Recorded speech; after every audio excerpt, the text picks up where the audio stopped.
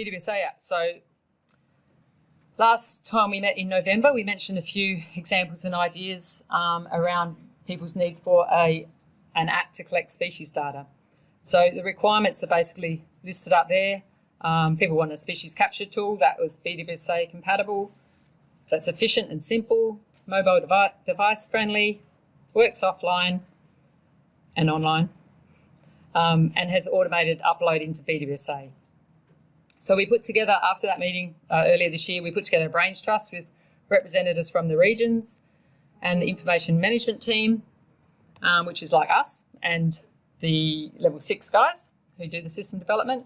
And we've been brainstorming what we need. And we also got feedback from project managers who have been trialling their own apps off in the regions and business areas to see what's worked and what hasn't for them.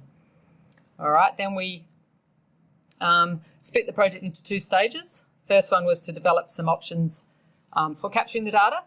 So we set up 2 trial data collection apps. One is on the Survey 123 software, which is an in-house thing. And the other one we set up on the Atlas of Living Australia BioCollect software, which is an external one. So we set them both up, and then we set up in a pilot phase from about April to June this year.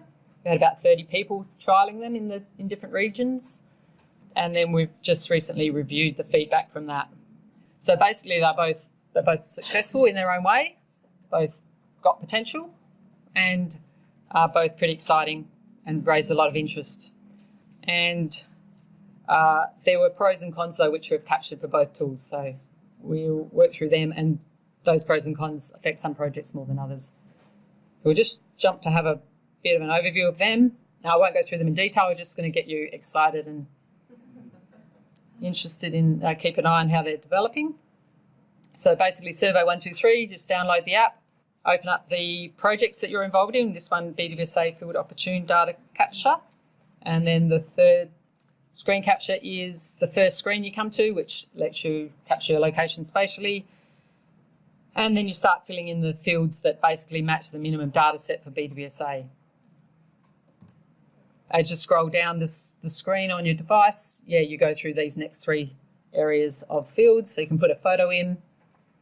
You can say whether it's released, approved for release or not.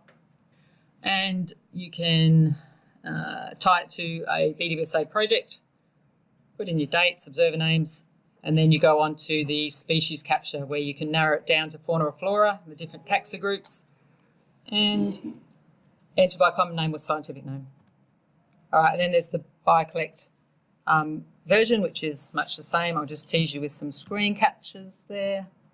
So pick your project, say you want to add a survey, and go through the fields, much the same, spatial data capture. And then last slide is just to talk about the next step, which is stage 2. So we're going to start looking at how to upload this data into BDBSA. And we're about to start that development phase, and then we'll do a pilot study and trial that. And things to keep in mind though are that straight away people want to narrow down the fields to meet their needs and make it customised to their area, and add fields that are missing. So that's all got to be, that's all not like a given. That's another story. And one of them, Survey 123 is not so accessible externally, so we have to look into that more. And some of the platforms that these things sit on are changing, so that could affect the timing of the future development. But anyway, stay tuned, and hopefully next BDBSA day we can release the apps.